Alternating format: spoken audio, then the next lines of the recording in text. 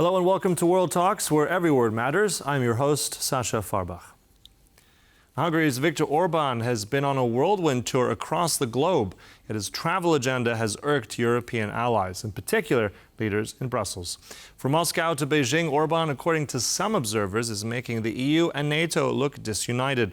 As Hungary also now heads the rotating EU Council presidency, many are wondering what Mr. Orbán's intentions are and how European leaders will react to the Hungarian Prime Minister's shuttle diplomacy. Let's analyze it now with my guest, Daniel Hegedüs, Senior Fellow at the German Marshall Fund. Good afternoon. Thank you for having me. Daniel, also, I want to begin because you yourself recently have also released some tweets about this. Before we get to that, I'd like to just get your first reaction. I mean, Mr. Orbán, the limelight is on him. He was never really that popular in the past with European leaders. It seems to have gotten worse. But nevertheless, what are your initial reactions? What does this mean for the European Union? Mr. Orbán traveling, well, first to Kiev, but then to Moscow, to Beijing. Now, what is your reaction to that for Europe? What we see is, and it was also clearly predicted before Hungary took over the rotating council presidency, that Prime Minister Orbán actually exploits and abuses this opportunity, on the one hand, to expand actually the leeway and autonomy of the Hungarian multilateral foreign policy, but also to ridicule the European Union, to undermine or at least give the impression that the EU unity is in question and cannot be enforced, and also to demonstrate that EU positions and rules can actually be breached and violated without any further consequences. And obviously, this is a message that can resonate among a high number of EU partners, maybe in the southern neighborhood, among candidate countries with rather illiberal governments. And Prime Minister Orbán knows very well that actually his actions and the lack of consequences is actually closely followed and monitored by a couple of important international stakeholders. Mm-hmm. Yeah, and I think that's also an interesting point you brought up there. For the whole of the EU, what does that mean? I mean, right now, we know that Mr. Orbán has rejected and blocked, in many cases, any aid to Ukraine. He's tried to frustrate unity across the continent.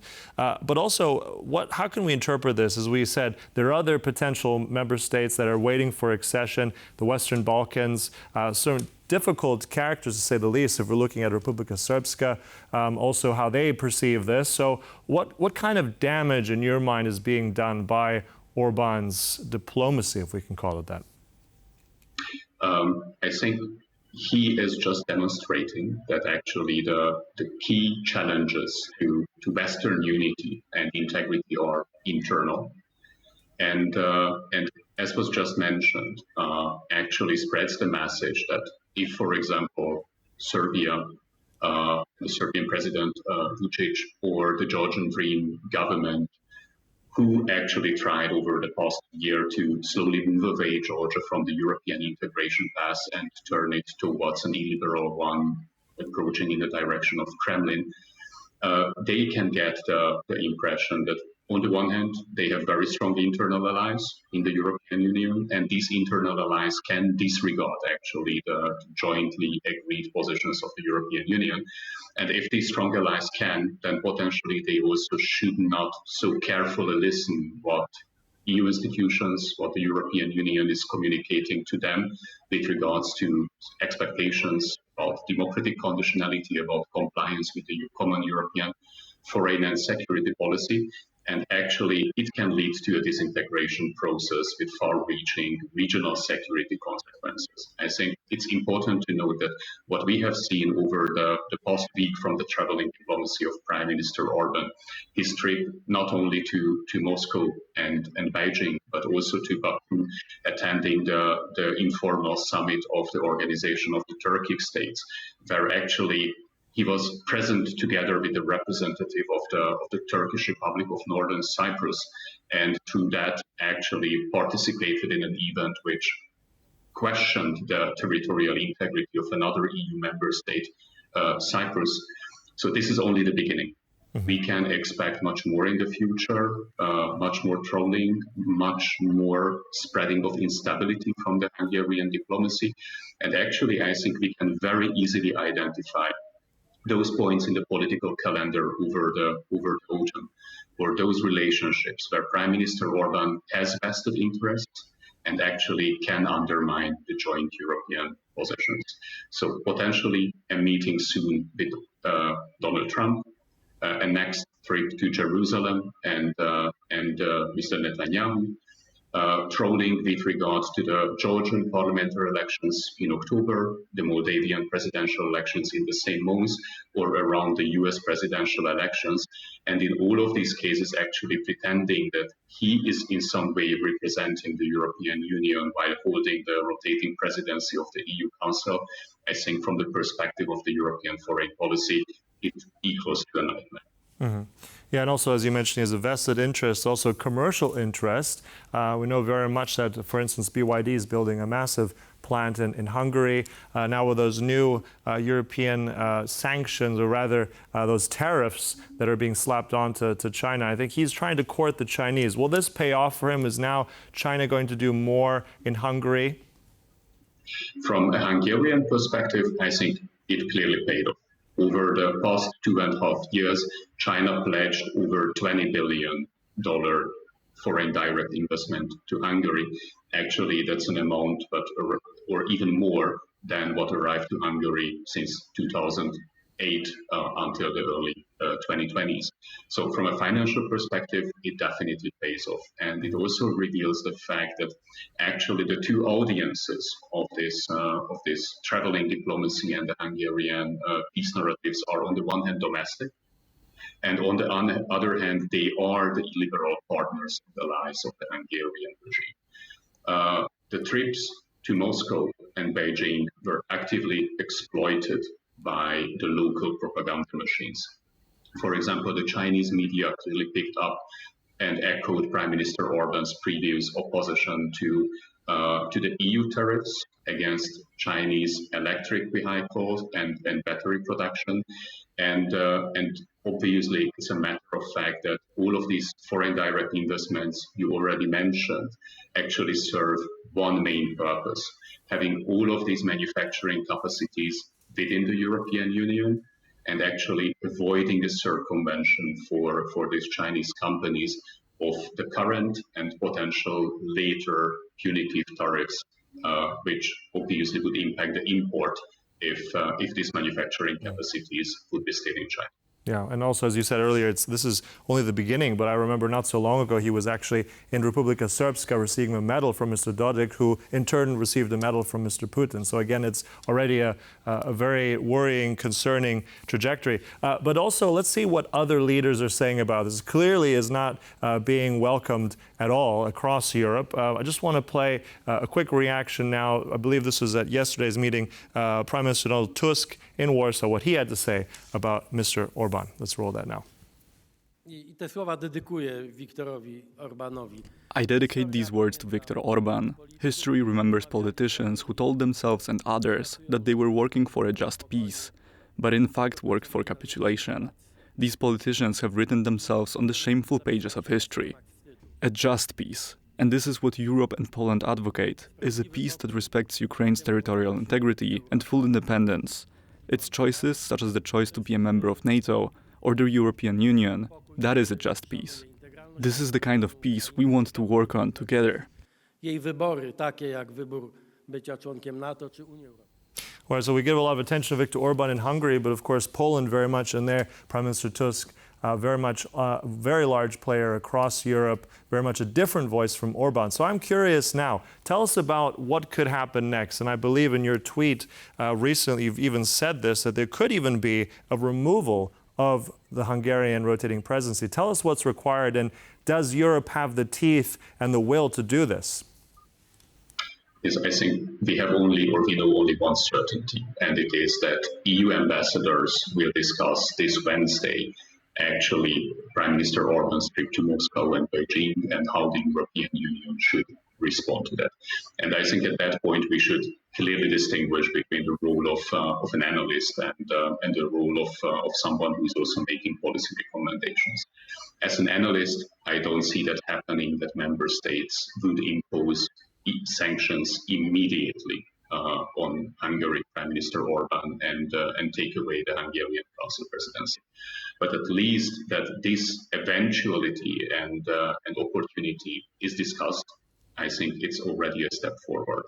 And member states should be aware of the opportunity that actually with the qualified majority voting in the European Council, so at the level of the EU head of states and governments, there is clearly the power to reschedule actually the calendar of the rotating presidencies. Very simply meaning that with a qualified majority voting, actually the Hungarian Council presidency could be cut short. The only thing that would require, for example, is just moving forward the starting date of the Polish Council presidency from the 1st of January 2025, actually to the 1st of September 2024, or even sooner. The only thing which is required to that, because the qualified majority is not an unattainable target in the European Council, which usually makes its decisions with consent. So the only thing required is political will and political leadership. Obviously, it would be very consequential to set a precedent that the rotating council presidency can be taken away from a member state. This was also the reason why, in spite of all of the calls to do that, council member states refrained from that option since last June when it was first raised. Nonetheless, I think the frustration level now after this traveling diplomacy of Prime Minister Orbán is definitely higher than it was any time over the past year. And potentially it can reach a breaching point when key European players, and I think here I would definitely mention the countries of the Weimar Triangle, Poland, Germany, France, if they are ready to show leadership, if they are ready to work on majority findings in the Council, and if this political decision is taken, then actually the legal opportunities to do so, the legal opportunities to limit the damage which can be done by Prime Minister Orbán and his attempt to exploit and abuse the rotating council presidency for his own purposes, the tools are there. Mm-hmm. But at the same time, as you said, it would set a precedent that is something that has never happened before in the history of this European Union as we know it. So by doing this, as you said, a reluctant political will potentially, isn't that also a bit of a consequence of this? Wouldn't that damage potentially even more and already feed in more to his base, to his support base, that his criticism, that exactly that this can be taken away? So I guess it's not an easy decision, rock in a hard place. So realistically, what are the real options here on the table?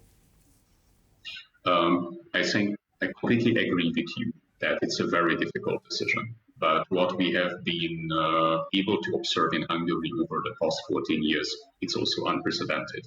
We saw the first European democracy until or after the transition of 1989-1990 to actually sink into an electoral autocracy, into a non-democracy, actively challenging the joint positions of the Western alliance system and the European Union at the international stage. This is a unique development, which obviously also would require unique responses.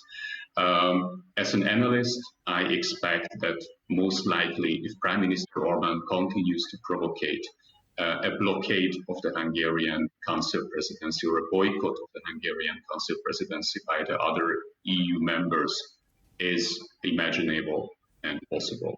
Mm-hmm. However, I can also imagine such worst-case scenarios, like, for example, a clear-cut intervention on the part of Prime Minister Orbán into the US elections or even to the Georgian elections that will be deemed as frustrating by European partners that potentially they gather courage to go further.